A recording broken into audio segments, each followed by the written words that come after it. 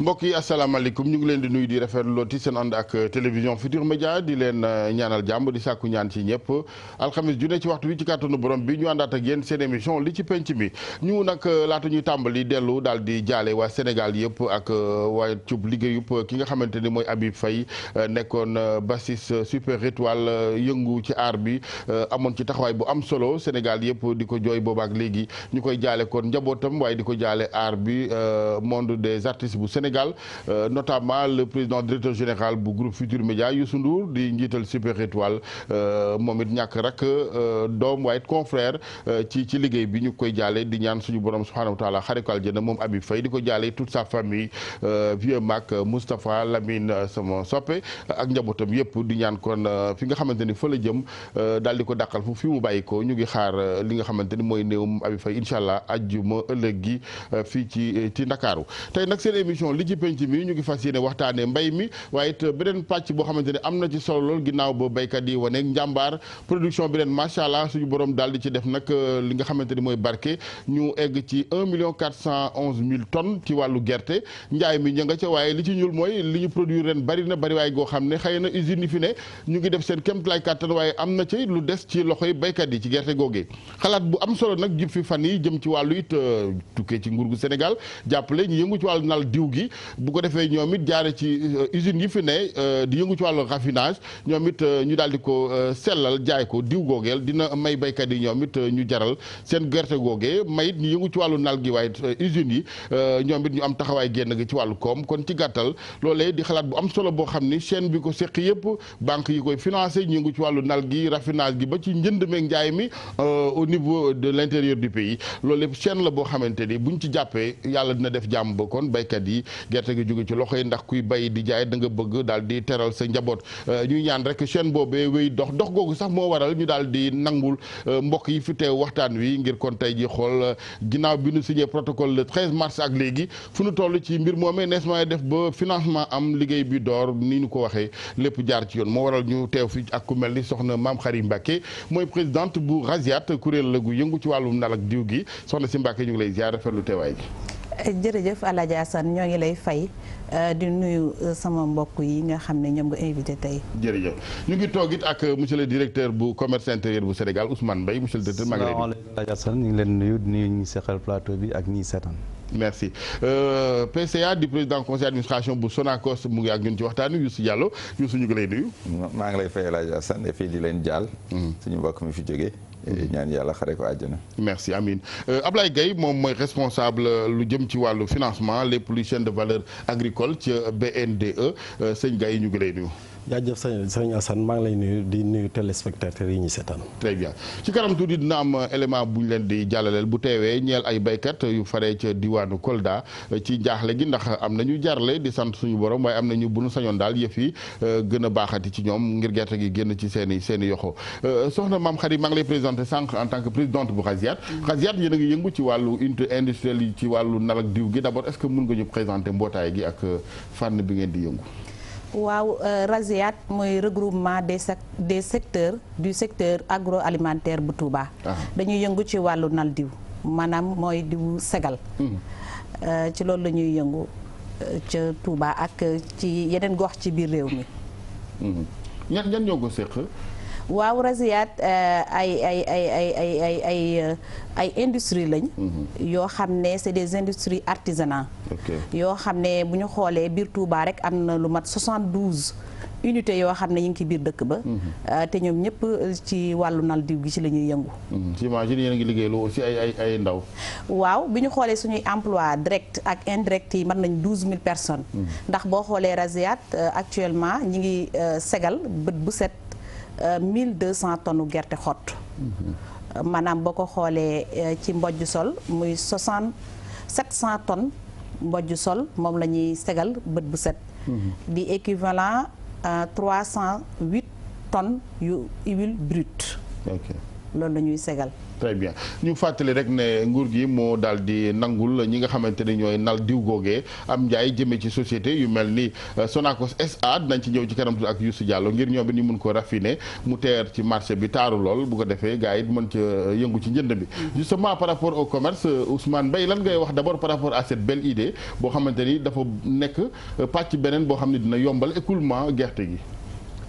waaw Alaaji Assane loolu idée bu am solo la mu soqee ko si njiitu réew mi mois de février mu joxe instruction ni képp koo xam ni mi ngi liggéey si gerte ak ci dëwlin ak ñi nga xam ne ñoo yore njaay mi nañ jóg fexe ba dëwlin di ñuy jóge ci gerte gi ñuy béyee ci réew mi mën a dellu ci waa réew mi. loolu nag pour nga mën a xam enjeu bi nekk ci décision bu mel noonu il faut que ñu rappeler dëwlin lan lay représenter ci réew mi ci wàllu koom. Sénégal ñi ngi importer di consommer ci wàllu dëwlin ñu xayma ko autour de 180 000 jëm même 200 000 tonnes ndax mën naa ni pour la deuxième année répétitive consécutive ñi ngi importer lu ëpp 200 000 tonnes dëwlin. loolu ci alal ñu ngi ko xayma en terme de chiffre d'affaires su jógee bitim réew ba dugg ci réew mi loo xam ni daanaka jege na 200 milliards kon 200 milliards yooyu it mën nañ jàpp ni ndax suñu xoolee valeur en douane bi rek daanaka egg na ay pratiquement jege na 100 milliards. kon daanaka loolu 100 milliards la luy génn bitim réew. 100 milliards nag su génn bitim réew ci produit boo xam ne ni mën nañ ko amee ci réew mi. su desee ci réew mi. dina mën a joxe tegtal ci xayma ci lan la mën a indi ci réew mi ci wàllu création de richesse ak création d'emploi. am na solo it ci beneen wàll wi mooy ci qualité dëwlin bi ndax Sénégal gerte la ñuy bay option yi industrie yi jëloon mooy suñu bayee gerte ba triturer ko jël huile brute bi yóbbu ko bitim réew. En contrepartie ñu importer huile de soja ou bien huile de tournesol raffiné ko def ko ci marché bi am na it ñu naan lu tax ñu jël diwlin di ko yóbbu bitim réew mais soo xoolee it option économique la ndax it diwlinu gerte dafa nekk diwlin boo xam ni dafa xaw a cher cheraay boobu it taxoon doon na logique économique sooy raisonné ci logique économique uniquement usine bi day gën a baax si moom mu jël diwlinu gerte gi yóbbu ko bitim réew jël beneen diwlin boo xam ne nii que xañ na peut-être nekkul de qualité équivalente waaye nekkul it de qualité mauvaise loolu it faaw ñu rappelé ko ndax huile bi ñu doon importé fi mu huile de soja di ko raffiné huile la boo xam ni it maanaam ci niveau de qualité bi mu nekk huile bu baax la te it en terme de niveau de prix it prix boobu moo doon gën a accessible au consommateur kon suñu jëlee option boobu mën naa ni lu baax la ci réew mi mais dafa amit lu mu laaj pour loolu dox. xañ na peut-être ci biir émission bi dinañ ci mën a ñëwaat. ndax su fekkee nam daan doxe lañ bàyyi mu nuy doxee.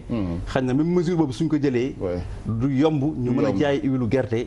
comme ni ñu ko bëgg a jaayee mën a. egg à moins que subvention am ci wala xalaatoo lu di mel. waaw loolu it bokk na ci xalaat yi. mais avant ñuy waxu subvention mooy nañ jéem a xool nan lañ mën a optimiser charge yi. ok maanaam Rasiaat su bëggee nal gerte indi ko. il faut que it mu am lu mu bàyyi. su ma mbokk monsieur le président waa Sonacos yi nga xam ne huilier lañ suñu bëggee aussi seen huile gerte des ci réew mi faaw it ñu am lu ñu bàyyi. consommateur bi dafa tuuti effort ñett ñooñu su dajee. donc loolu mooy mën tax huile mën a accessible. ba egg ci consommateur bi. mu ngoog interpellé nga ko directement Youssou Diallo Sonacos SA ak xalaat bi ñuy waxtaanee tey yéen noppi ngeen ngir raffiner ko. effectivement kooku. lu ñuy sawar la sax parce que ni mu ko waxee daanaka bi ajustement structurel bi ñëwee lu mel na Sonacos daanaka moo fi indi woon modèle boobu maanaam booba ñu ngi ci ajustement structurel defe naa à partir de fin ay 79 jëm kaw réew mi metti woon sénégalais dafa bëgg dawlin da ngay gis ci benn kër sax nit ñi daañu bu kër ga matee fukki nit léeg-léeg ci bés bi xëy na daañ fa jot a lekk lu toll ci litre ak genn wàll wala sa ñaari litre léeg-léeg ceeb bi niinul wala cere ji nangam dugg na fii dañu yàlla daf ñu bind ñuy xeet boo xam ne dañu bëgg dawlin donc bu ñu nee 200 000 tonnes à 180 000 la ñuy importer te liñ fiy lekk ci Ségal daanaka jege na 100 000 tonnes. donc boo ko xoolee même bu ñu évaluer tey jii naan suñu consommation nationale 200 000 tonnes la. daanaka ëpp na ko. donc jege nañu sax 280 à 300 000 tonnes. de consommation d'huile. et jaay nag gerte bitim réew dëwlinu gerte dafa baaxoon ci usines yu fi nekkoon parce que booba tonne gerte demoon na ba ay $2400 $2500. boo jëndee soja moo gën a néew njëg. boo ko indiwaan fii nga jaay ko booba sax gouvernement bi dem na ba njëg bi ñu doon jaay dëwlin mu ni dafa xaw kawe. mu génne ay subventions. di ko jox huiliers yi nga xam ne ñoo doon def. léegi nag yàlla dogal na mu am retournement de tendance. maanaam bitim réew njëg ya fa baaxoon daanu na. fii ci biir réew mi gerte gi ñu daan bay mu néewoon nekk 600 700 000 tonnes tey ci mi ngi ci 1 400 000 tonnes. léegi nag bu ñu amul pexe ak xalaat. et non seulement huileurs yi danañ daanu parce que tey jii boo ko xoolee huileurs yi yëpp ñu ngi ci ay jafe-jafe. du huilerie bi état yore. du huilerie bi nga xam ne ay privé moo ko yore. rax ca dolli baykat bi nga xam ne bay na su nguur gi intervenirul daanaka gerteem du jaar. Chine bi nga xam ne ci ñaar ba ñetti at doon na xëcc gerte gi mu dem ba njëg yi di dem 300 400 Chine ci boppam ñëwatuñu jënd parce que njëg bi daanu na bitim réew. loolu nag moo waral ren et xel xalaat lay jëriñ. te léeg-léeg nattu et bonul ci buñ ko saytoo bu baax ba seet nuñ koy jëfee. et président de la république kat santaane ni man kat mënuma di jéggaani marché boo xam ni ëpp na 200 000 tonnes. bu dëwlin sama waa dëkk di ko lekk. et ma am gerte goo xam ni doy na et réew mi amul lu mu ciy lekk lu may 5%. kon nag mu ni. et léegi il faut jël pexe bi nga xam ne dëwlin gerte gi nga xam ne dañ koy bay ci réew mi ñu nal ko ci réew mi. mu jur valeur ajoutée nit ñi lekk ko rax ci dolli ci wàllu wér-gi-yaram. gerte googu moo gën gerte yi ñuy jéggaani bitim réew. parce que moom mën nga ko togg. ñaar ba ñetti yoon. yeneen xeetu dëwlin yi. mënoo ko def loolu. moom am na tàngaay boo xam ni bu kawe boo xam ni dana ko nangu yeneen dëwlin ñi nangu wuñ ko. très bien c'est bon à savoir. maintenant est-ce que mën na am une idée ci lan ngeen noppee jënd yéen ci wàllu tolluwaay ñeel diw gi. waaw fi mu nekk de ci contrat bi convention bi nga xam ni signé nañ ko. defe naa 62 500 tonnes. waaye 62 500 tonnes. maanaam moom la ñu réservé ci 100 000 tonnes yi nga xam ni. Rasiaat dana ko nal ci diwu Ségal. pour Sonacos mën ko jënd ñoo ci ëppale ndax. ñoo ëpp capacité et puis ñoo ëpp li ñuy jënd. am na solo waaw ñeneen ñi ci des. muy Oléosen ak ñi ci topp. ñoom dañuy jënd selon li nga xam ni noonu la seen capacité toll. très bien am na solo macha allah maintenant il faut nag li nga xam ni mooy le nerf de la guerre xaalis bi génn. pour jàppale ñi ci nal gi bu ko defee ñoom it ñu mën a jublu ci seen i clients waa Sonacos. BN2 Ablaye Gaye fan ngeen toll ci d'abord nan ngeen taxawee par rapport au monde rural. waaw di rafetlu déjà waxtaan bi di wax ne BN2 da di banque nationale pour le développement mais am maillon bu tuuti boo xam ne moom lañ jox financement mbay bi. ci kaw loolu nag depuis presque ba état bi renationalisé waatee Sonacos ñun dañ ci am taxawaay bu am solo buñ ci taxaw pour jàppale financement mbay bi donc ci kaw loolu la ñu def daaw ak Sonacos ba dajale fii 96 000 tonnes yi ci 96 000 tonnes yooyu ngay dégg presque 70% yi BN2 moo ko accompagné Sonacos 67 000 tonnes 200 ñu ñoo ko jëndal donc ren nag gerte bari am solo te ñu xool ne il faut que ñu jàpp ci ñu am ci xam-xam nag ay nationaux ñoo yore banque bi ay sénégalais ñoo nekk ci banque bi amuñu assistance technique mais am nañ xam-xam bi ba di teg ay plateforme ñu defoon ko ci ceeb bi ba tey yaakaar naa ne ci ceeb bi fi mu nekk ni jafe-jafe écoulement boo laajee risées yi amul te BN2 dugal na ci loxoom def ci liggéey bu am solo donc loolu tax ci gerte gi bañ nañu dañu bëgg a dem ci diwlin bi aussi ñuy def suñu expertise directeur général commandité mission ak suñu partenaires yi nga xam ne ñoom la ñuy liggéey fi mu toll nii dem nañ Touba 72 presseurs yëpp dem nañ visiter ko xam nañ ñaata lañ mën ak lan lañ mën a denc ak ndax tierce détention bu ñu bi soxla ak mën nañ ko fa def wala mënuñ ko fa def bërki démb aussi man mi jiite naa mission visité naa usine Sonacos dem naa fa visité ko xool nañu xam nañ capacité am lan la mën a jël ci par rapport ak lu mu signé ci protocole bi wala donc financement bi mécanisme bi la ñu teg fi mu toll nii parce que dafa am loo xam ne ñi ngi ko waxtaanandoo ak état te état wax nañu ci d'accord nañ ci donc bu mécanisme boobu taxawee yaakaar naa ne xaalis yàggatul mu génn pour Rasiaat lépp li di gerte bu des ci àll bi mu mën ko jënd naal ko jox ko très bien mais idée bi moom pour yéen c'est faisable lu defu la lu defu la lu defu la am nañ ci xam-xam jërëjëf soxna si Mbacké ci wàllu financement bi lan ngeen di xaar concrètement lan la projet bi laaj pour ndam am rapidement waaw xam nga ci wàllu gerte ku ko xam ne li muy laaj ci ay moyens day bari waaye nag dañuy sant yàlla bi ñu yàlla mayee nawet bu baax gerte am surproduction am ba tax tey ñu mën a toog fii di waxtaanee mbirum gerte ak nan lañ koy nalee ci diwlin ndax xam nga Alaaji Assane lii Sénégal jàpp naa ne ba mu ko waree def dafa yàgg ndax réew moo xam ne comme ni ko monsieur Mbaye waxee li ñuy consommer ci diwlin dafa bari te li ñuy gerte moo ëpp li ñuy bay yeneen kii ci réew mi defe naa kon buñ ko bayee ba pare war nañoo xool nan lañ koy transformer ndax réew industrie mooy développer réew tey ji dëgg la exporter gerte baax na waaye li gën nag mooy nga nal ko ba noppi say doomi réew liggéey ci nga créer ay emploi ñu doog a exporter dëwlin ji ak ràkkal ji loolu sax defe naa ne moo gën jël matière première bi exporter ko ñun nag comme que dañu teel a gëm loolu teel a gëm ne réew mi foofu la jëm moo tax ñu créé woon Rasiaat en 2010 bi ñu ko créé commencé di ci liggéey tey nag réew mi état moo soxla Rasiaat réew mi moo soxla Rasiaat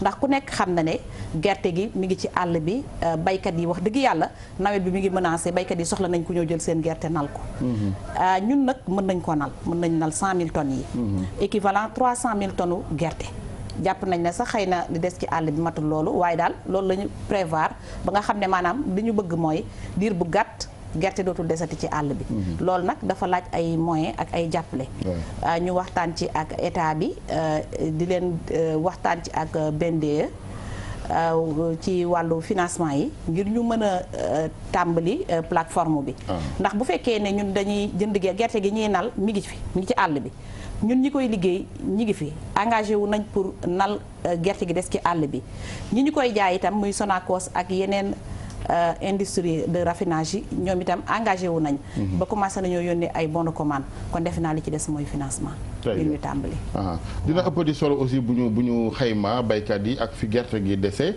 ba nga xamante ni objectif bi dinañ ko atteindre c'est-à-dire ñi ko soxla nag bañ rek xam nga gars yi moom dañoo xaw a doy waar mais ñi nga xam ne aussi ñooy baykat yi ci war a jariñoo nag jariñoo ci dëgg aussi waaw loolu ñu ngi ci liggéey fan yëpp ñun Rasiaat ministère du commerce ak ministère de l'agriculture li ñu xalaat bi ñu am ngir que plateforme bi mën a egg dëgg-dëgg si baykat yi nga xam ne ñoo nekk ci zone sud bi muy lu demee ne comme Kolda wax nga ko léegi jàpp Ziguinchor jàpp Tamba ndax xalaat nañ ne foofu muy njëkk a taw xalaat bi ñu ci am egg nañ ci sax nekk dañ ci impliqué gouverneurs yi ak préfet yi ak sous préfet yi pour yónnee leen ay notes yoo xam ne dañuy informer baykat yi ak OPS yi nekk foofu ngir que ne xamal leen ne leen Rasiaat engagé wu na pour jënd gerte gi nga xam ne moo des ci àll bi très bien waaw c'est important contrôle boobu Ousmane Mbaye ci laay ñëw ak yow ñaan rek au niveau de la régie également Pierre bu fekkee mun nañ ubbi antenne bi ndax léeg-léeg mun nañ tomber ci baykat bu am aussi lenn lu ko yitteel ci waxtaan wi jëm ci gerte geeg nal gi bu ko defee mu yokk njarte ñeel mbay mi ren ndax macha allah production bu takku Ousmane ci wàllu contrôle gi aussi il faut ñu gën ko renforcer parce que li tax a jóg nguur gi loolu vraiment c'est évident banques yi naka noonu ba Sonacos mooy gerte gi mu dem bu ko defee cette dynamique là dinañ ko mën a daal di poursuivre parce que yëf yi bu amul aboutissement mais mën a dem sax ba dàq ñenn ñi ci mbay mi dëgg la li enclenché dynamique bi yaakaar naa ne mooy xaalis moom suy génn rek gerte gi di yëngatu bon peut-être contrôle bi nekkaat si produit soit transformation primaire bi mooy au niveau Rasiaat loolu aussi Rasiaat ak huiliers yi wax nañ ci cahier de charge boo xam dañ koy kii ñoom xam nañ huiliers yi xam nañ ni Rasiaat xam nañ huiliers yi soxla si huile brute comme aussi ñun en tant que structure de contrôle aussi xam nañ lan la ñuy xaar ci huiliers yi te loolu it yaakaar naa ni aujourd'hui muy Sonacos Oleosen ak ñeneen ñoom ñëpp huile yi ñuy defar ñun dañ koy saytu di ko xool donc de ce point de vue là amuñu fa inquiétude ñun kañ li ñu ñaan rek mooy maanaam processus bi ñu liggéey ba fi mu ne nii. ñu mën ko maanaam mu gën a bar. te li koy mën a baral nag sëñ Gueye ma la yaakaar naa ni. am na lu bëri lu ñuy sëñ Gueye li ma bu ma juumul. kenn du nett li gën du jàmbur ca mu teew mais dafa mel ni moom it. garantie yi muy xaar ci nguur gi xëy na wala engagement bi moo amagul wala moom ngay xaar du moins en tout cas banque bi moom lay xaar. déedéet ci liggéey bi ci biir banque bi instruction dossier lu mu laaj. waaw moom noppeegul. mais fi mu nekk nii et puis pour li ko tim gàllankoor mooy financement campagne bi aussi proprement dit ak Sonacos. parce que aussi ba may fàttali rek chiffres yi aussi que ne fi mu toll nii banque bi BND kese. ndaxte ñun dañuy liggéey ak suñu naataangoo comme CNCA. BND kese def na ren ci campagne bi 25 milliards 600 millions. donc jox na OPS yi au mois d'octobre avant. parce que moom approche bi muy financé moo xaw a système lay financé moo tax bu dugg si day financement bi day laaj enveloppe bu rëy. donc 25 milliards yi jox na ci OPS 8 milliards au mois d'octobre pour ñu mën a bu gerte amee ñu jënd 8 milliards yi Sonacos aussi defal nañ ko ligne boo xam ne bu 10 milliards te fi mu toll ñu tiré gum na 17 milliards 200. boo ko boolee donc 25 milliards di xaalis bu réel boo xam ne dem na ci baykat yi benn def na ko. donc loolu bu dajee te di banque kese adossé wul ci dara. dafay xaw a difficile. justement dara googu laa xaw a junj sànq xam naa ni c'est vrai que wax kenn du ko wax ba mu yegg mais au moins lan moo teree mbir mi ginnaaw bi wàll yëpp signé ñu taxaw ba léegi 13 mars. non fi mu toll on est actuellement le 26 su ma juumul. fi mu toll nii mooy doon visite yooyu ñuy wax ndaxte aussi comme système la ñuy financé il faut ñu xam ñi ñuy liggéey ak ñan la parce que plateforme ñun.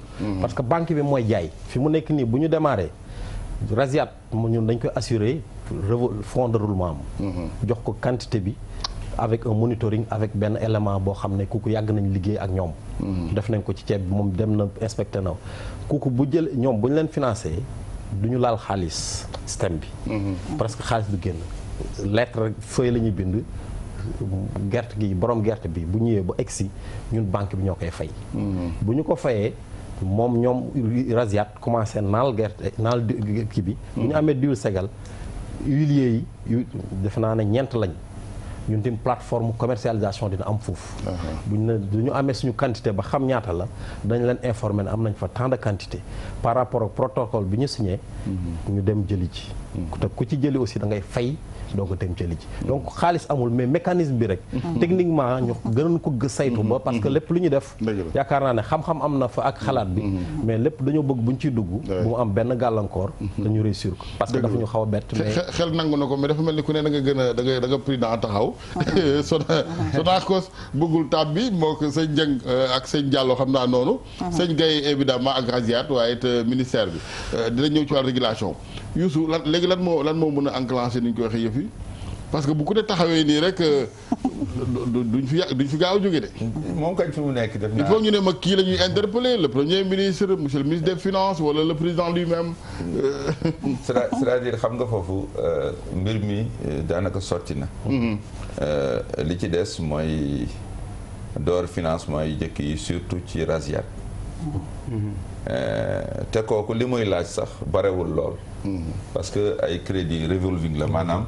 da ngay dugal mu tourner nga dugalaat. ba nga xam ne système bi ci boppam moo sécuriser boppam. am nga gerte gu toll na valeur lu ëpp valeur même li ngay financé. Rasiat am nañu ay presse maanaam yoo xam ne ay nangami millions lay jar. ak yu mel noonu. machine waaw ensuite am nañu ak client. boo xam ne aussi mën na ko jënd am na marché boo xam ne assuré na. léegi nag déclenchement bi je crois que semaine bi yii di ñëw. daanaka parce que déjà jot nañu lettre de commande yi. et principe bu financement bi daanaka am na. mais de manière générale dafa am problème boo xam ne dafa am ci mbay mi mooy segment yëpp ci chaîne de valeur bi ñu ngi koy wax. mais lii presque premier intrant bi même avant semence maanaam lii jiw bu njëkk bi balaa ngay wax semence. xaalis la. parce que jiw ci boppam sax xaalis a koy jënd. dëgg la tey jii nag ñaari banques yi nga xam ne principalement ñoom ñooy financer mbay mi. et koppar yi ñu yore maanaam sakkan na waaye doyul. ni suñu mbay toll fi mu toll. ba nga xam ni beneen cycle bi ñuy dem ci plan Sénégal émergent. dafa laaj ñu def ay fonds yoo xam ne non seulement pour les crédits de campagne. maanaam di financer campagne yi parce que financer campagne aussi nii Sonacos demee sax ba ay jamono. am financement bu mu war jot bitim réew financement boobu xaw a tardé baykat yi ñu yéex leen fay jaaduwul ci économie buy tourné. waroon na mën a dem diggante boobu ay commission la banque di percevoir rek ci xaalis bi nga xam ne daf koy joxe. donc moom du perte xaalis ci dara. waaye bu làmbee la mu làmb xëy na daj loo xam ne matul li mu war financé dafay indi problème. kooku BND mi am na ko xëy na barki démb la juddu. et CNCA mi nga xam ne juddu na bu yàgg aussi dafay intervenir moom tamit chaîne de valeur yëpp. ba nga xam ne li ñu war xalaat tey jii ci mbay mi war ko gën a renforcer. mooy ñu am non seulement financement yoo xam ne yu gudd la. mais aussi am financement yoo xam ne yem na. mais surtout am ay financement yoo xam ne ay crédit de campagne. membre conseil d' administration bu FONGIP la bërki démb. wax naa ko dudukat administrateur général bi ni que yow FONGIP même ñoom Rasiatek ñii ci garantie bi ngay def ak refinancement bi. war nga mën dugg ci mécanisme bi ba nga xam ni daa ko gën a yombal. et loolu d' accord nañ ci. waaye tey jii nag dafa am. comme que moom agence la woon. te fi mu nekk dañ ko war transformer en société anonyme. boo xam ne presque day nekk presque espèce de banque. et dama ragal ni war nañ ko def fii ak balaa juróom-benn weer. et loolu xëy na dana gën a mën a yombal. en tout cas lu mu gën a gaaw ñu jël parce que dégg naa sax kilifa yi ni ñu ngi waajal prochaine campagne. déjà bu ñu moytul affaire télescopage am. am na ku ne ci téléphone bi bu dee mu ngi taaxirlu ba léegi asalaamaaleykum. alors asalaamaaleykum Ndao Gueye. waaw ñu ngi lay ziar sëñ bi. waaw maa ngi tudd Malick Cissé di la wooyee Saloum nag. yaa ngi woote fan. Saloum. Saloum waaw. département bu Nioro. ñu ngi lay ziar bisimilah. waaw maa ngi lay ziar dañu ko mën war nga yóbbu koo xam ne day dem ci tool yi nag. comment. da waroon nga yóbbu kii dem ci tool yi dañuy war nga yóbbu koo xam ne dem ci tool yi. ñu ñëw ci biir tool yi. waaw koo xam ne dem ci tool yi comme koo xam ne dem ci tool yi. waaw am na c'est-à-dire kii machine bi moo xaw a sant sekk tey. waaw ma ne da nga. waaw. dama bëggoon naa fi waaye ñun de ba léegi dañoo am ay booyee ba yoo xamante ba léegi mën nañoo jot suñu xaalis. ñoo ñaan la. waaw maa ko dëkk bu ne Makanieen. waaw. ñu ne juróom-ñaari teew yoo xam ne dañuy jël seen xaalis. dañoo jël. allo. xam nga son bi day saturé boo deful ndànk rek. mu ne Makanieen ñu am juróom-ñaari. xam naa am njaween la boo xam ne moom waaw ni mu waxee ci téléphone bi day xaw doy waar dafay saturé boo yuuxoo ñu ngi koy jéggulu xëy na keneen dina dugg waaw Youssou. foofu xam naa li muy wax mooy un peu OPS yi nga xam ne jël nañu gerte gi am luñ ci fay ci producteurs yi am loo xam ne xëy na dafa dese waaw moom mbiri koppar ak bor lay wax waaw loolu lay wax mais maa ngi dalal xelam wane na ci ñetti fan yi ñu génn Sonacos dugal na 2 milliards 592 millions ba nga xam ni bor bi ñu yore leen OPS yi nga xam ni financement bi am nañ ko ci banque islamique waaye nag na muy ñëwee moo yéex yàlla def na am na lu ci jot a ñëw dugal nañ ci 2 milliards yooyu fii ak début semaine prochaine dana am leneen loo xam ne duna dugg ba nga xam ni dugal nañu déjà fay nañu 27 milliards yoo xam ni koppar la ñu dugal tey jii ci campagne bi dese na 15 milliards yoo xam ni war nañ ko solder mais loolu balaa incha allah rabbi ñuy jublu ci campagne bi mise en place facteur de production yi danañ ko fay ba mu jeex tàkk dañoo amul xaalis am nañu xaalis waaye xaalis ba nag moo yembagul ndax ñi ñu koy lebal dañu kii banque yi nga xam ne nag ñoo waroon nekk relais yi nga xam ni bu kooku xawee yéex ñëw ñu dugal koppar après am commission yi ñu teg def nañu effort dégg ngeen léegi li sëñ Gaye wax CNCA mi ngi def la même chose mais yàlla balaa yàgg incha allah loolu danañ ko mën a solde incha allah cat li fii mooy xëy na aussi dañoo bariwul ay banque nationale nag fii dafa bari banque commerciale lool ñoo waral gars yi tamit xoj nañu liggéeykat yëpp asalaamaaleykum waaw mu mel ni kon faw ñu taaxiru si lëf ñu ngi may liyaar de l'autre côté de la régie waaw sëñ bi asalaamaaleykum moi je suis en train de suivre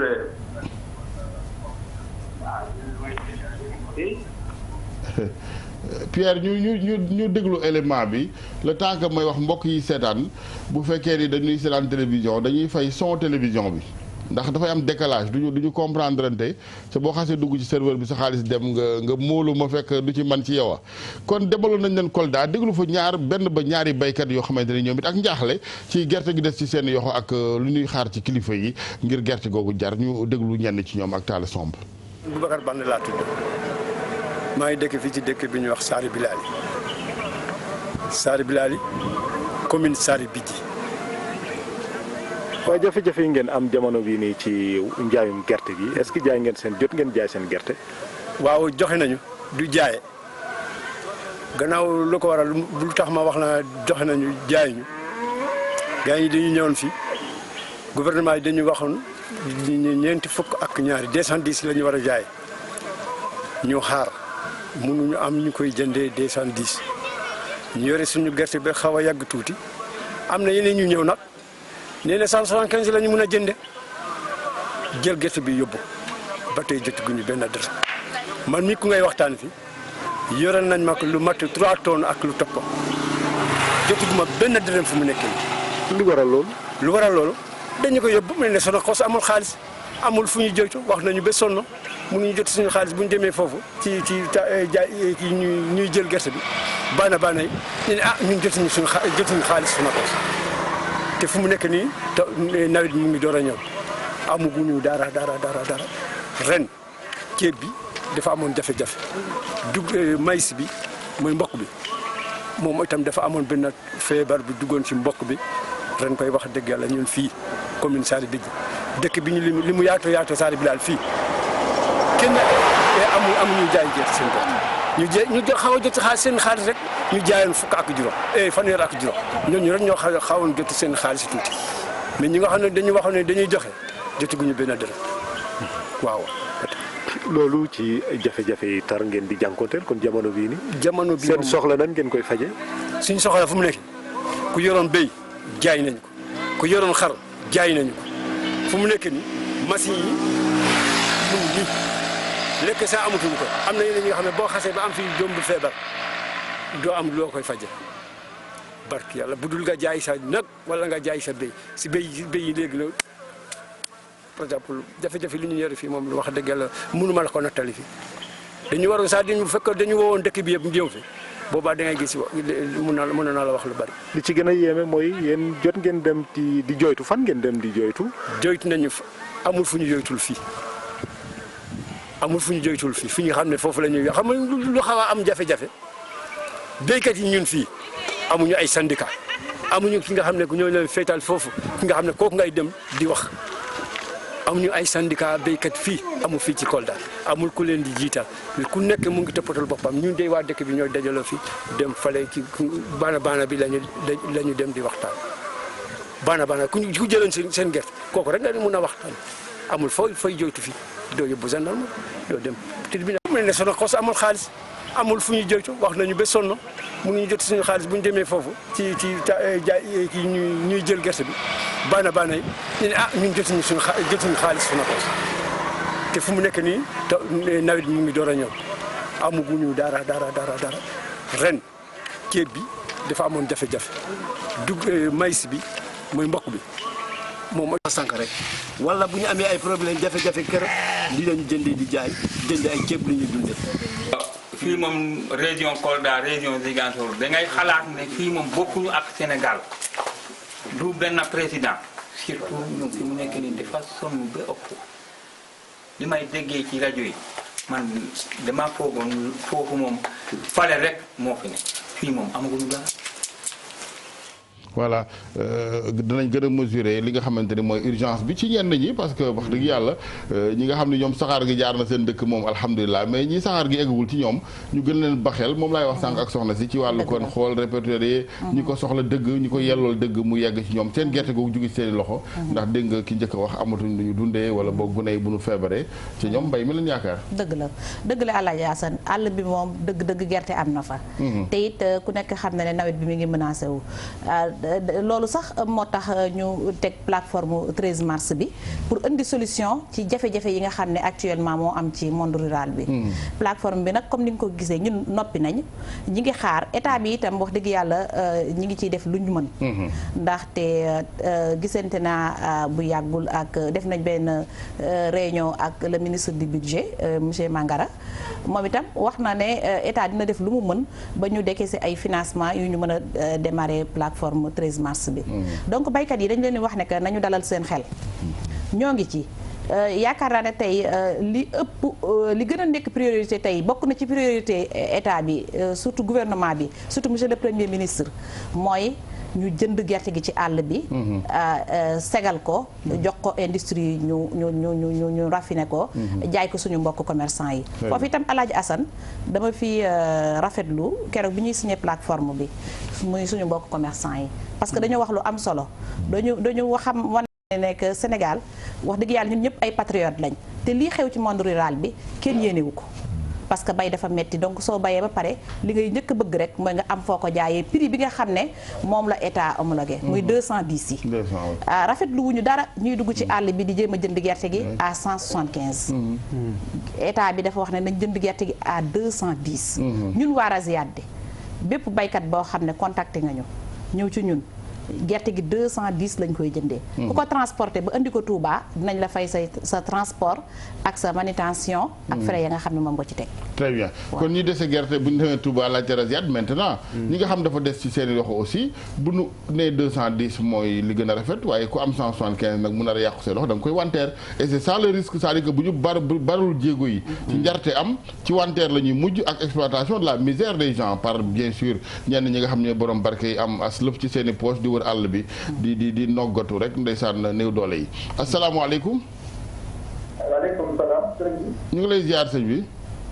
na nga def Alaaji Assane. yow la kan. Alioune Tall.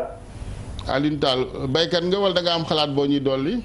baykat la maa ngi nekk ci syndicat national CSA central CSA. ok. en même temps baykat la maa ngi nekk Saloum maa ngi lay wooyee Nioro Dirib. ok bisimilah. waaw ci affaire bay bi man la Alioune Tall laa tudd. waaw maa ngi dëkk Nioro Alassane Tall. mais maa ngi nekk Nioro Dirib.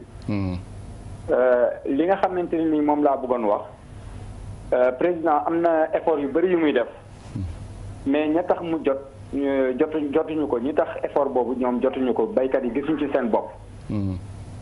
li nga xam ne moo am réalité bi nekk ci terrain bi actuellement te ay preuve lu ñu yore yoo xamante ne ni boo leen déplacé wu di ngeen am preuve à l'appui di ngeen di gis ay bon li am mooy da ngay gis benn OPS ne moom mooy ñëw gérer benn poste war a jëndee foofu benn point de collecte bi ñëwee du jël xaalisam ñëw ubbi point de collecte bi dafay jël yeneen i ay nitam ñu jël camion dugg ci àll bi fi ñu doon jëndee 210 ñu dem di jëndee 175 noté ko dañ koy noté de ci paysan bi noté bien li ma lay wax. suñ jëlee gerteem ba pare jëlee ko à 175. ci àll bi ñëw ne banque amagul xaalis Sonacos amagul xaalis baykat bi toog di ko xaar am soxlaam jaay béyam jaay léppam ba am soxla amatul fu mu dem mu delluwaat ci waa jooju ñëwoon. intermédiaire bi ñëw na ko man kat sama bon bi yàgg na mu ne ko man kat amaguma xaalis mais léegi 175 la woon mais man dinaa la fay 150 soo bëggee fanweer ma jox la léegi fanweer yow nga dem man heure bu ma jotee sama xaalis jot ko. imaginez kooku le kilo bi mu jëndee 175 ci kii bi état bi subventionné ko fay transport am subventionné ko à 210 mu ñëw amaan na ci. sëñ Alioune rocceeku na téléphone bi c'est important d'ailleurs fàttali ne du sax objet waxtaan wi tey ci wàllu gerte gi des ci loxo baykat yi ak nal gi cette autre transformation bu jur ngëneel leneen la ñuy waxtaane mais li mu wax am na solo pour état bi aussi kilifa yi bàyyi ci xel renforcer le contrôle dont je parlais tout à l'heure monsieur Mbaye parce que saay-saay si moom noo mën a def rek ñu jéem mën dox ci diggante yi lekk loo xam ni ñoom du seen yelleef. dëgg la El Hadj Assane loolu aussi moo tax mën naa ne ñaari at yi pour la première fois État jël des mesures réglementaires pour fixer un prix plancher l'arachide biñ ko fixé tamit ñu teg maanaam joxe ay jumtukaay pour ñu mën a sàmm loolu mais saa boo jëlee un prix réglementaire un prix administré te tegoo ci wet ga luy mën a tax nit ki di mën a jaay day tax pour nga sàmm ko dafay jafe ndax nit ki su lay jaay sax li muy wax ni ñu bëri bu ñu koy def sax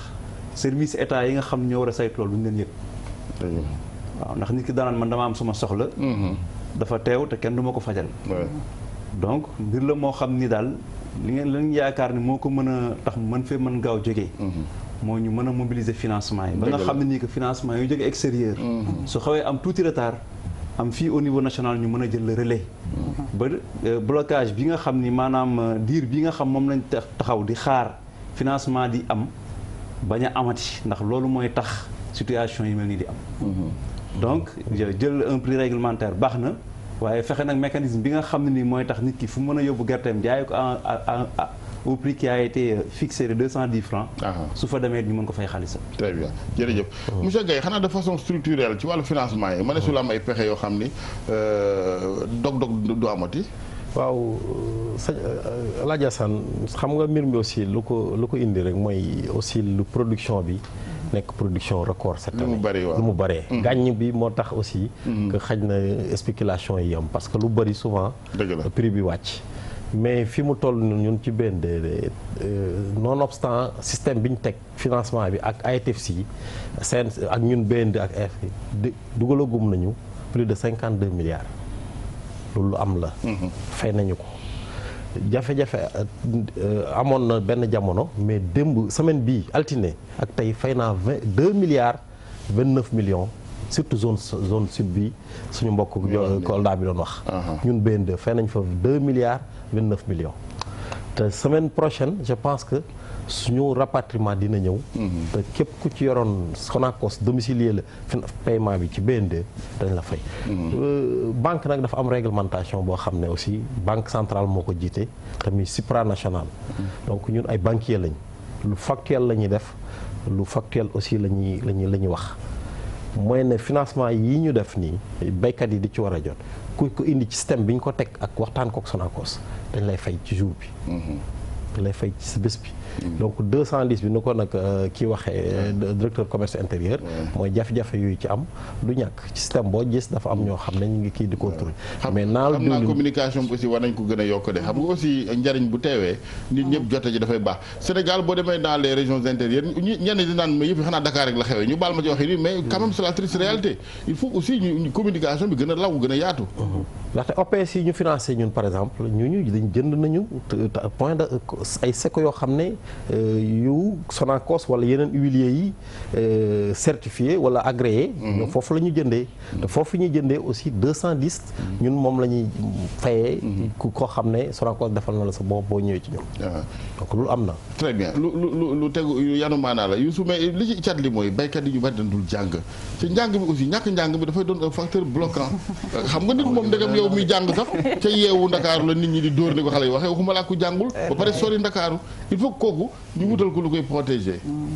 waaw kooku moom dëgg la effectivement parce que dóor bi moom du ci ñàkk. et bu système bi li ko faussé.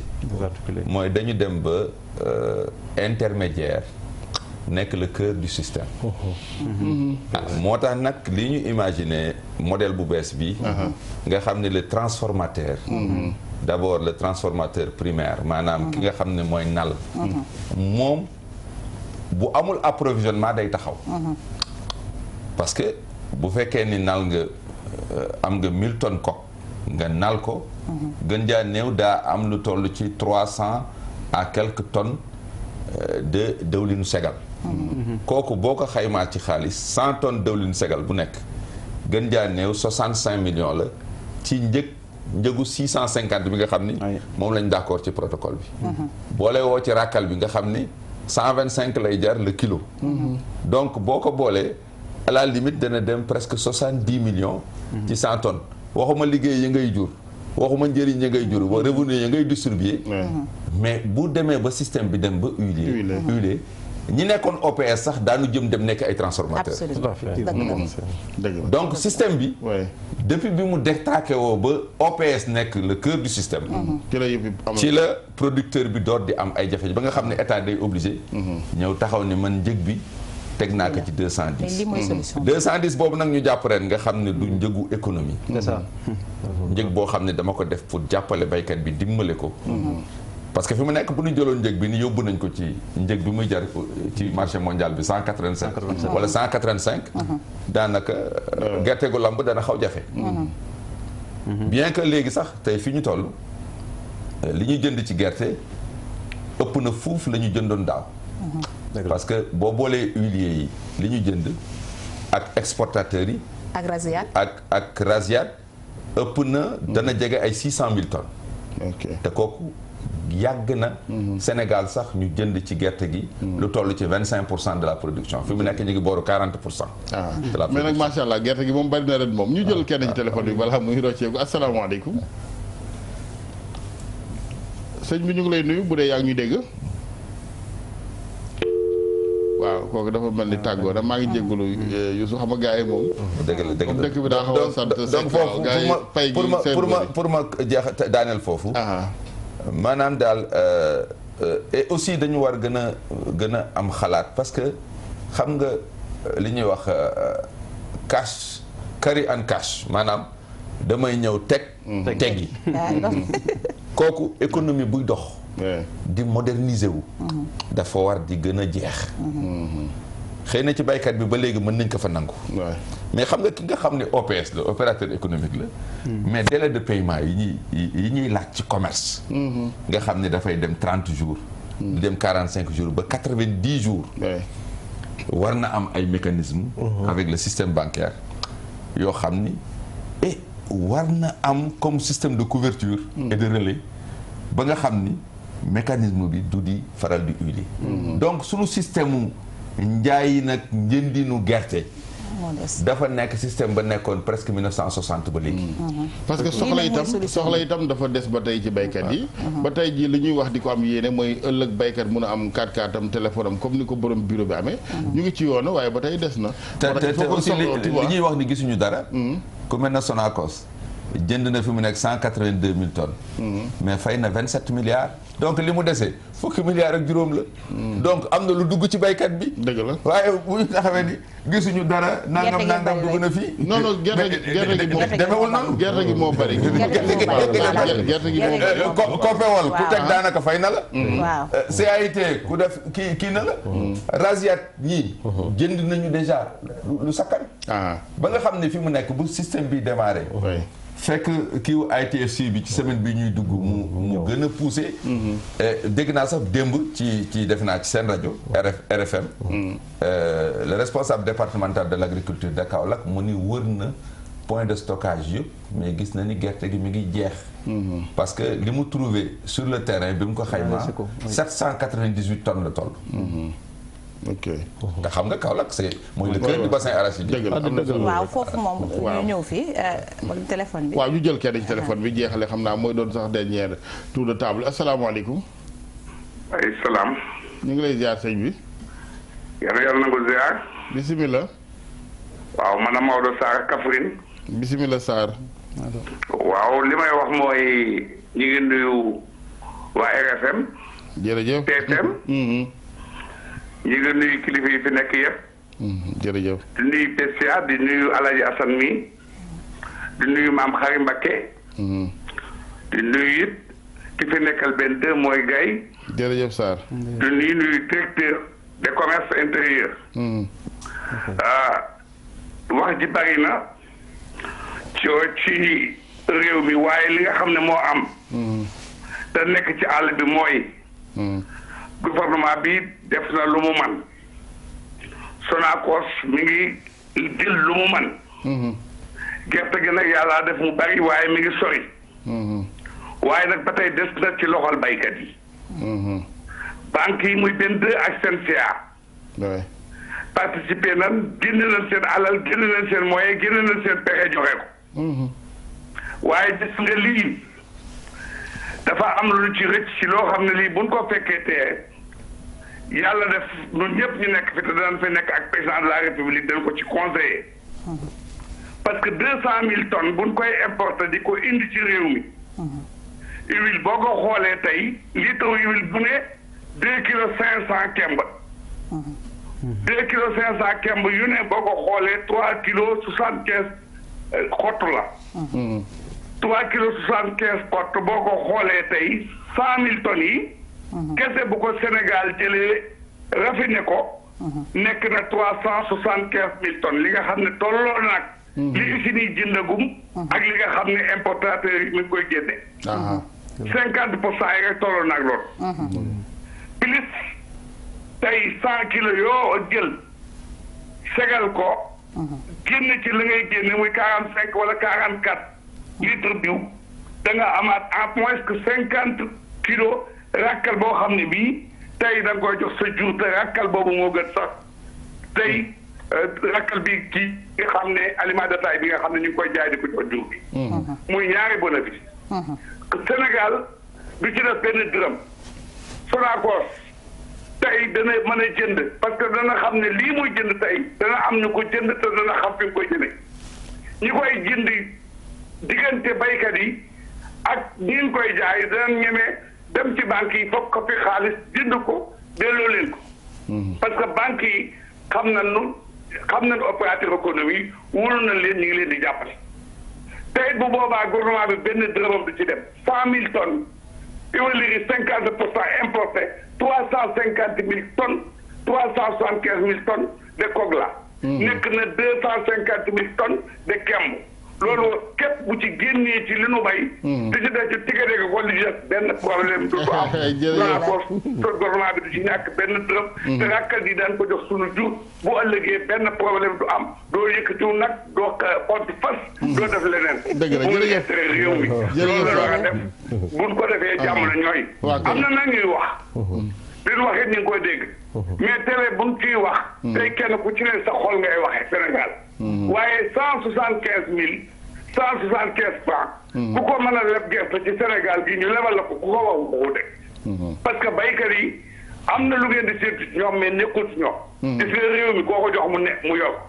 maa ngi nii di wax ak yéen fi may wax ak yéen digganteem ak Kaffrine matin 25 kilomètres damaa leen jox xam-xam bi te ku ko utiliser gis ko kon baykat yi am nañ yewute am nañ xam-xam xam nañ fi lu jëm bari na nag lu nit di taxaw ci télé ak rajo di ko wax gisoo ko defoo ko déggoo da ngay wax rek pour ne ñii daal gannaaw ñii la demee te ànduma ak ñoom naa wax lu koy yàq mais gerte gi mi ngi dem bu baax alhamdulilah jërëjëf ñii di waa Touba yi Papa ñu ngi lay gërëm di jégalu waaw ñu vraiment Sarr ñu koy gërëm bu baax wax dëgg yàlla am na solo contribution je pense que ni yëf yi nii rek la àddina moom ay jéego kenn du xëy matal lépp ay jéego ngay def ba yegg ci objectif yi ñi fa war a yeggale réew mi aussi buñ fa ko fa yeggule ñun leen kat baral leen jéego yi parce que ñoom it ñoo laaj réew mi waaye nag ne dara newu fi moom wax naa ko sànq sama xarit dam ba ci njàng mi ne tegaguñ dara seen loxo ma ne ko déet li ñu teg kay xëy na ngeen ne dañ ko yokk mais teg nañu dara il faut pas aussi nekk nii lis rek fobeere rek jàll non loolu du demalem réew fenn ak nguur gu fi mën a nekkit soxna si kon laaj bu mujj bi bokk na ci li nga xamante ni mooy li taxoon jóg tey waxtaan wi vraiment de façon concrète ba nag dégguma ngeen def appel ci kenn koo xam ni moo war a bloqué yëf yi débloqué plutôt muy ñu ne ma kat diw mi lañ yaakaar ne bu yëngatu woon xëy na ministre Amadou Ba wala boog di budget Mangara wala le premier ministre mais il faut am ku yëngatu waaw Alaaji Assane bala maa ñëw foofu damay rafetlu intervention Maodo Sarr di wax ne que lii baykat yi di jooytu plateforme bii moo ko fi mën a jëlee mu jeex ndax xam nga ñun ñi nga xam ne ñun ñooy huileries yi nga xam ne ñun ñooy segal diw gi nga xam ne gerte gi bu jógee ci baykat yi rek ci suñu loxo la jëm ñun ñu segal ko ñun teew la ñuy liggéeyee parce que liggéeyu gerte man yaakaar naa ne bor daf ci war a jeex te plateforme bi bu doxee bor day jeex ci monde rural bi xam nga lu tax bu fekkente ne kii segal dafa yor xaalis dem jënd gerte gi ci àll bi ñëw andi ko ci usine am segal ko jaay ko Sonacos fay ko teew su Sonacos raffiné commerçant bi jënd ñëw fay Sonacos teew jënd huile raffiné bi dem jox ko consommateur bi mu consommé ko ndax xam nga ne tey benn consommateur buy jënd diw di ko leb amul consommateur yi dañuy fay teew comme que consommateurs yi dañuy fay teew te ku nekk xam ne diwu gerte moo gën huile de palme bi moo gën huile de soja wax dëgg yàlla kay bu consommateur bi dee fay teew commerçant bi dana mën a jigéen ne xaalisam da jënd huile raffinée bi ci Sonacos Sonacos it mën a jël xaalis boobu jënd huile brute bi ci Rasiaat mën a jël xaalis boobu dem jënd gerte gi ci baykat bi kon yaakaar naa ne plateforme bii mooy solution bi gën ci PSE bi président Macky Sall andi ko pour ñu jeexal problème mu monde rural bi ak problème bi am ci gerte gi bu fekkente ne plateforme bi continue d'ici ñetti at Sénégal continue ñëpp dañuy delluwaat ci mbay mi ndax ku ci nekk di nga xam ne soo bayee di nga gis fi nga koy jaayee te lii nga xam ne am nañ ko ren suñu ko amee fii ak ñaari at ñetti at yaakaar naa ne réew mi dina gën a développé ndax mbay mooy développé léegi nag li ci des ma ne bu dynamique bi continuer c'est-à-dire que parce que ñaari boor la dynamique bu continuer gars yi parce que déjà am na ñu bari ñu ngi ci vallée du fleuve Saint-Louis ne ay fonctionnaires dem bayi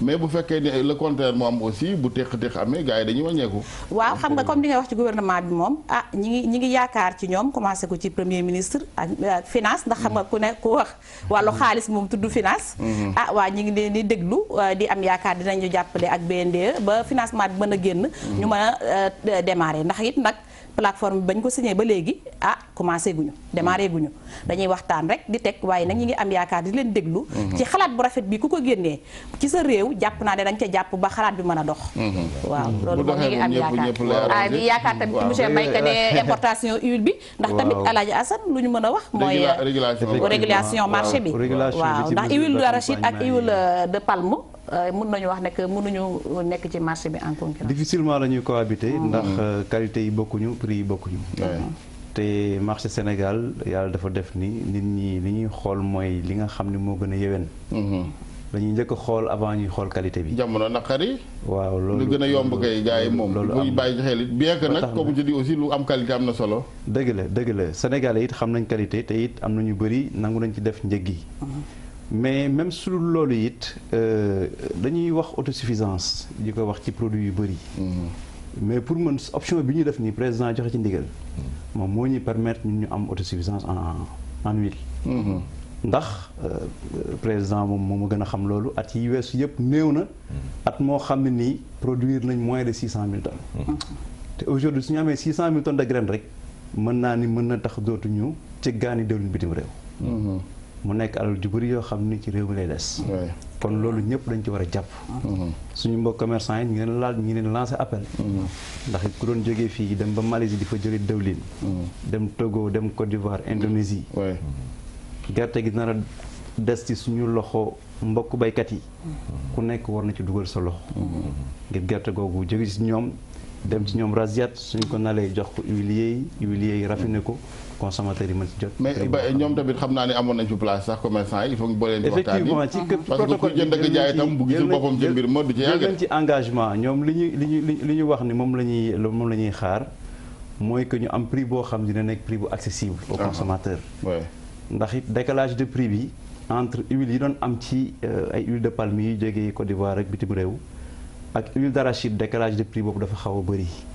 donc loolu ñu ngi ciy liggéey ak waa ministère de l'économie et des finances pour xool aussi ndax état bi it mën nañ ci doolee def dara ndax état moom ci gerte yi ci njëlbeen bi lay tàmbalee ci semence bi matériel agricole di ko topp subvention au prix de l'arachide ba dikkaat ba ñu ngi naan huile d'arachide ñu ngi naan xalaat aussi nan lañ ko mën a continuer di ko jàppale pour mën a egg ci consommateur ci prix accessible donc ñu ngi continuer di laajaat état su fekkee mën na ci defaat dara it ngir mu gën a yomb ci consommateur bi koy jëfandikoo. très bien sëñ Gaye laaj bu mujj bi ci wàllu financement yi ak accessibilité bi surtout est-ce que am nag yombal sax yëf yi ci jotinu financement bi ci bu fekkee ne mbiru bi ñu fi indi tey mi Rasiaat jaay diwlin gi am nañ ci solution étudier nañu ko wax nañ leen nuñ koy defee fi mu nekk nii donc déclenchement bi mooy ne dafa laaj procédure interne de financement ñu ngi ci te yaakaar naa ne altine wu talaata financement bi dina génn. très bien yaa ngi wax sànq di demoon ngeen seeti leen xam naa dañu doon vérifier solvabilité gars yi aussi parce que waaw mënoo dégg ne industrie nga Touba rek après nit ki am fu jaara yow daw làqu ci sëñ ba waaw solvabilité bi surtout xam nga ñun système bi ñu financé mooy dañuy xam suñu client donc ci xam client bi tax aussi ñu dem xool capacité dem. li muy wax li est-ce que yenoon na nekk naa ak li mu wax bu ñu demee gis nañu. def nañu suñu rapport jox nañu ko ñi ko war a kii. mais fii daal pour tontu ci sëñ Sarr bi lu mu wax lu loo am. parce que moom mii dañu liggéey ak moom te mi koo xam ne day jàppale baykat yi. man wóor na ma 210 lay jëndee ci nit ñi. mais financement bi ni ñu ko defee mooy ne rek état bu koy defati yaakaar naa ne war na boole suñ comme njëlbeen nga banque yi. surtout comme banque nationale yi ñoo dikk tey bi pas soobu ci ñoom kese ak seen moyen war nañ leen ci bon a boole pour ñu tëgg def benn financement syndiqué parce que bu njëkk 2010 rek financement 12 milliards campagne 2010 bi pool bancaire la woon. ren BN2 kese def na lu ëpp lu ñu defoon 2010. def na ci fi mu toll 25 milliards. donc loolu te buñ ko gëstoo ndaxte lu la bett. mën na j'imagine que yéen a ngi ciy génn. ñu ngi ciy génn bu baax fi mu nekk nii ah non d'ailleurs dañu demoon bërki démb rek mission ci sous région bi seeti benn partenaire technique. bëgguma ko fa def publicité mais ba mu demee bañ ko waxee ñun suñu taux de remboursement yi. daf ci jaaxle. parce que def na mënut a nekk ngeen dugg ci secteur bu gën a risqué. di def 98-100%.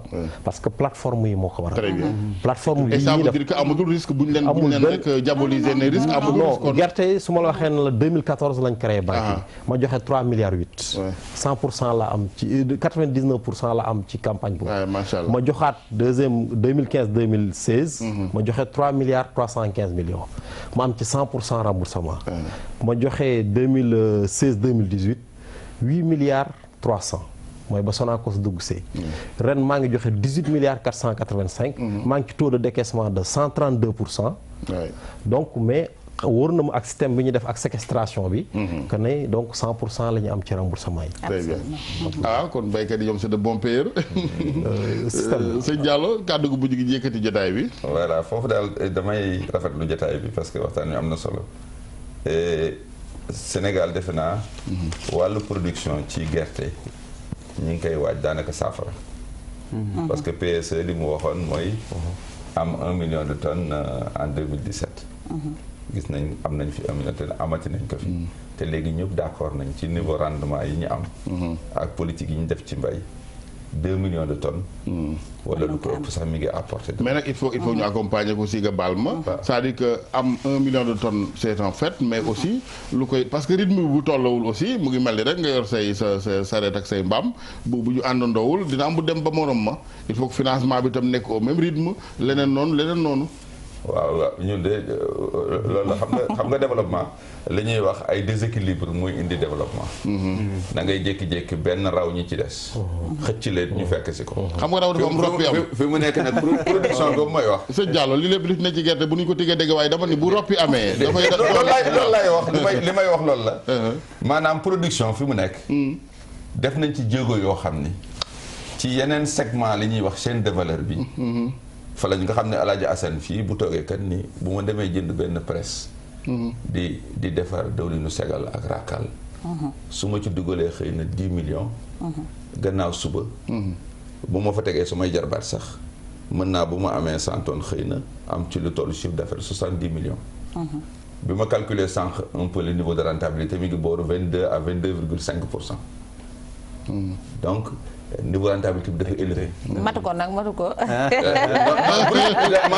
waaw xam naa doo ko nangu. ak prix Sonacos aussi matu ko. dafa ragal fonctionnaire yeeg ñooñu. ñëpp dem non loolu la ñuy ñaan ñu jéem wut lu ñu bon. non loolu la ñuy ñaan maanaam foofu ma yem foofu. jaaykat moom du wax ma ko njarte gi moom. ma yem foofu. mais daal beneen risque yi ñu gën am def naa soxna si wax jot na ko junj tuuti. mooy.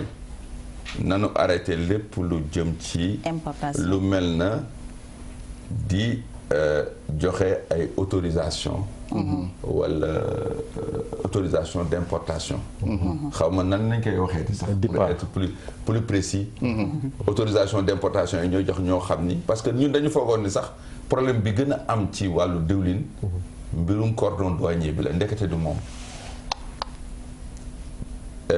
autorisation yooyu ñuy jox yenn nit ñi ñuy indi dëwlin ci réew mi di ka fi jaay parce que commerçant bi nga xam ne importé na am na njëg boo xam ne jaar ci douane fay la mu war fay am na njëg boo xam ne mënu ko jaayee ci marché bi kooku nag buñ ci jógul li mën a yàq dafa am yu jaar feneen furul ci douane bi li mën a yàq système bii may wax bi ci jëkk boobu la ñooñu ñan la ñooñu non li may wax am na ñoo xam ni ak ñi ci ëpp daañ ko dégg.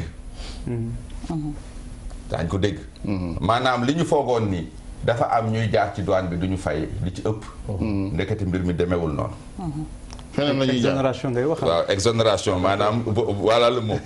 maanaam exonération d'importation d'huile sur les huiles importées. dañ lay jéggal pay nga waroon fay. waaw nga xam ni am na loo xam ni soo ko jëndee dugal ko ci réew mi. am na njëg boo xam ne boo ko jaayee képp kuy def dëwlin même ñiy def segal dootuñu mën jaay dëwlin. kooku nag risque bu njëkk la.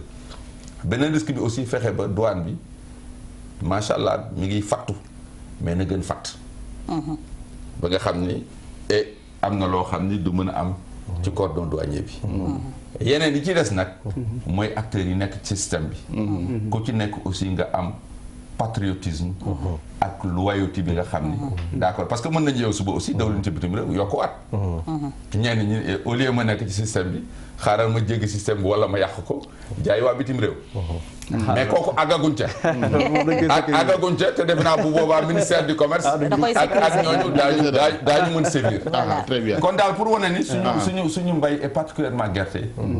te dafa mel ne dafa judduwaat. dëgg la. et bu nu nag ndax jafe-jafe am na jafe-jafe boobu li ko amal indi mooy ngóora gu ëpp ci wàllu production.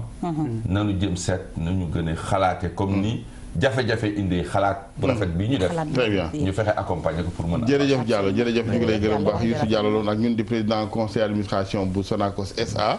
ñu lay gërëm di ziar sama xarit monsieur le directeur général Pape Dieng. di gërëm bu baax également monsieur Abdoulaye Gaye mi nga xamante ni mooy responsable financement valeur noo ko tuddee sax chaîne de valeur agricole n'est-ce pas. di ziar également monsieur le directeur général BN2 monsieur Seydou Nourou si bi ñu ko waxee moom it yombal na lépp wax dëgg yàlla. Ousmane Mbaye directeur du commerce intérieur lay gërëm ci tey nga dagg fekk suñu également soxna maam Xari Mbàkke moom sëñ Mourtada ñu koy gërëm bu baax loolu lépp ni ma koy waxee souvent ñi war a wax bu ñuy ñëw di wax rek gindi ko dafay am ci bi ñu bëggee tëral waxtaan wi gis nañ ni kilifa yi sawar nañ ci yabal seeni ndaw ñun tam bi ñu proposé idée bi vraiment venant de Raziata ñoom ñoo yëngu ci mbir mi ne kat lii war nañ ci waxtaane parce que njëriñ la ci béykat yi des ci àll bi gerte gi des seeni yoxo ñun tam ñu sawar ci lool bañ a yabale waxtaan rek ci ay borom yi karawaat yu ne Ndakaaru yi di commenter rek wax loo xamante ni ci am nañ seeni climatiseur am seeni wota et cetera donc ñëpp ci lañu ni ko ñenn ñi waxee ci laa bokk ñu fanaan jàmm